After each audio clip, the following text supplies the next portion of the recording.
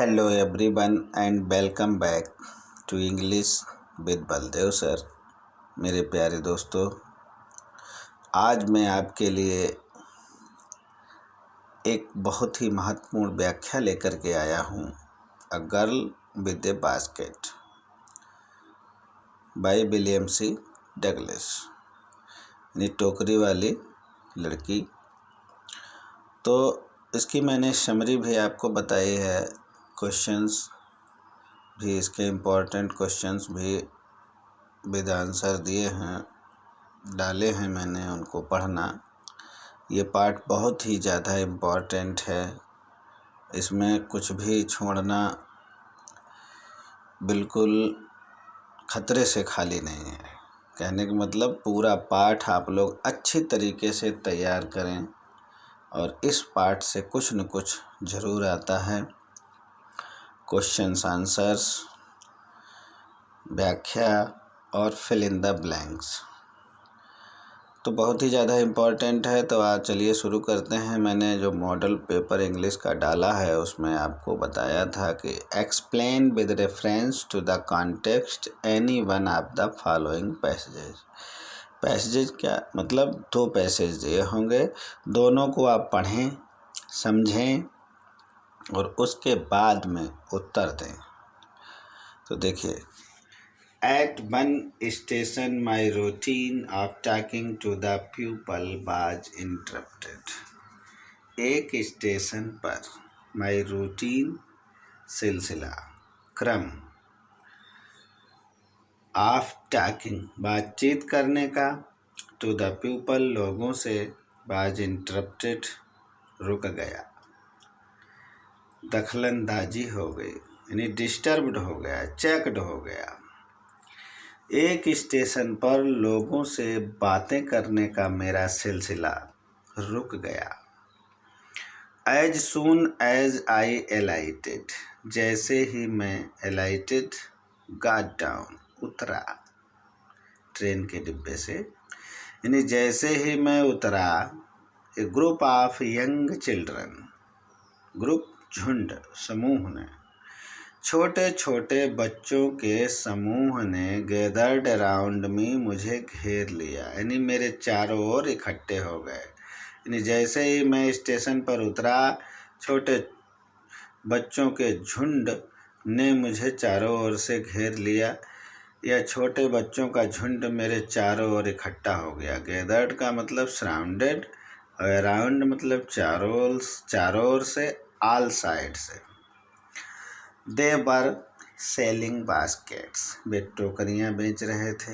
Hand woven यानी hand made, हाथ की बनी हुई। रीड बास्केट्स, नरकुल की बनी हुई, सरकंडे की बनी हुई टोकरियाँ। With simple designs and patterns, जिनका नमूना, डिजाइन, नमूना एंड पैटर्न्स और प्रकार बहुत ही साधारण था। They held the baskets high, वे टोकरियों को ऊपर उठाकर। शाउटिंग बर्ड्स, शाउटिंग चिल्लाना, यानी कॉलिंग लाउडली, जोर से पुकारना, बहुत जोर से चिल्ला रहे थे।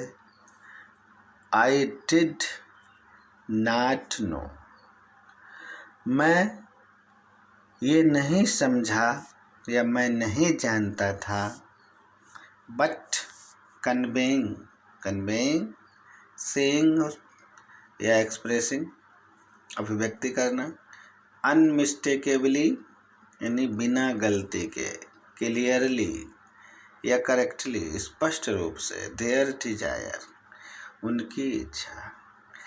किंतु उनकी इच्छा बिल्कुल स्पष्ट रूप से अभिव्यक्त हो रही थी, अर्थात स्पष्ट हो रही थी कि वे क्या कहना चाहते थे। वो हिंदी में चिल्ला रहे थे, लेखक हिंदी जानता नहीं था, लेकिन हाँ ये समझ सकता था कि वे क्या कहने जा रहे हैं, क्या कहना चाहते थे। तो उनकी स्पष्ट रूप से इच्छा की अभिव्यक्ति हो रही थी। Reference, These lines have been taken from the lesson A Girl with a Basket written by William C. Douglas. देखिए, यह रेफरेंस सभी पाठों के लिए ऐसे ही लिखा जाता है, केवल पाठ और राइटर का नाम चेंज करना है। अगर पोएट्री में है तो पोएम का नाम और पोएट का नाम।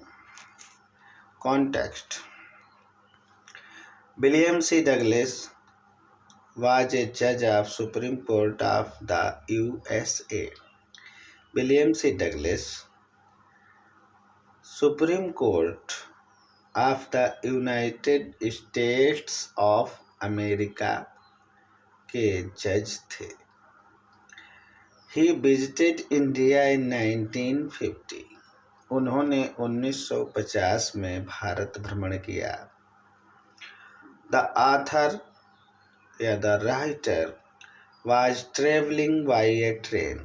लेखक एक ट्रेन से यात्रा कर रहा था।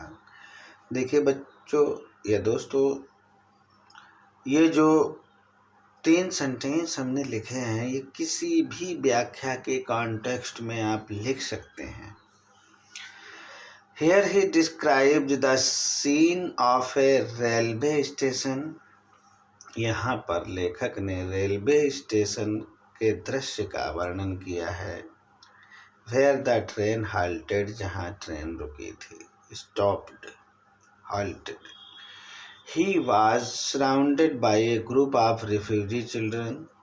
वह शरणार्थी बच्चों के एक समूह द्वारा, झुंड द्वारा घेर लिया गया। Who wanted to sell their baskets and fans to him. जो अपनी टोकरियाँ और पंखे उसको बेचना चाहते थे।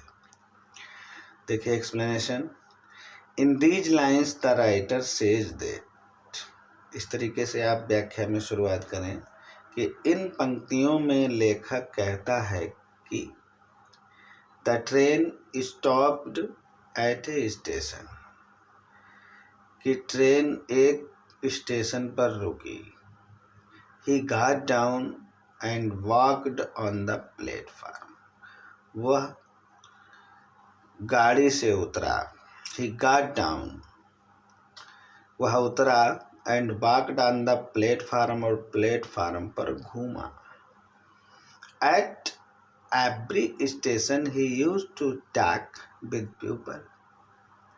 हर स्टेशन पर वह लोगों से बातचीत किया करता था। Who were standing on the platform, जो प्लेटफार्म पर खड़े होते थे। But on one such station, लेकिन एक ऐसे स्टेशन पर the writer could not do so, लेखक ऐसा नहीं कर सका।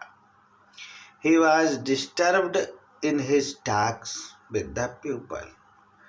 वह लोगों से बातचीत करने में उसके दखलंदाजी हो गई, डिस्टर्ब्ड हो गया। As soon as he got down, जैसे ही वह उतरा। एट ए स्टेशन, एक स्टेशन पर।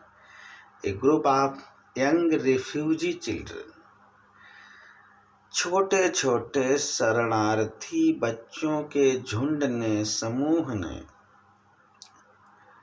सराउंडेड हिम, उसे घेर लिया। They were selling baskets and fans, वे टोकरियाँ और पंखे बेच रहे थे। These baskets were made of reeds, ये टोकरियाँ नरकुल की बनी हुई थी। दीज वर हैंड वूवन, ये हैंडमेड थी, हाथ की बनी हुई थी। With simple designs and patterns, जिनका नमूना, तरीका बहुत ही साधारण सा था। बहुत ही साधारण टोकरियाँ थीं। All those children raised their baskets high, सभी बच्चे अपनी टोकरियों को ऊंचा उठा रहे थे। टू द आथर, लेखक के लिए। एंड शाउटेड वर्ड्स, और कुछ शब्द चिल्ला रहे थे। इन हिंदी में। यानी सभी बच्चे अपनी टोकरियों को ऊंचा उठा करके लेखक के लिए और हिंदी में कुछ चिल्लाए। The train did not the writer did not know Hindi, लेखक हिंदी नहीं जानता था। इन अदर वर्ड्स, दूसरे शब्दों में, he could not understand their language, वह उनकी भाषा समझ नहीं सकता था।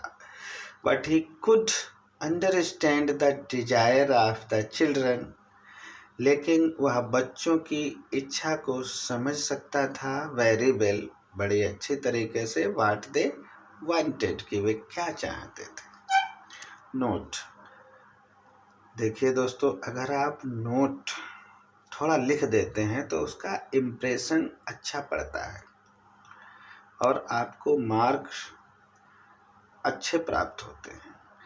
Here the writer has presented a scene of such station where the young refugee children were selling baskets and fans. Here the writer has presented, लेखक ने यहाँ प्रस्तुत किया है एक दृश्य,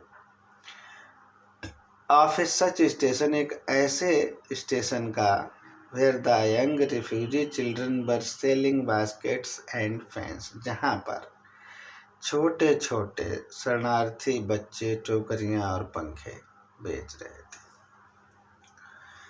थैंक यू दोस्तों, ये आप लोग तैयार कर लें, आशा है आपको पसंद आएगा और अच्छी तरीके से आप लोग तैयार करें। अगर पसंद आता है तो दूसरों को शेयर भी करें, लाइक भी करें, कमेंट भी करें, सब्सक्राइब करें हमारे चैनल को अगर आप नए हैं।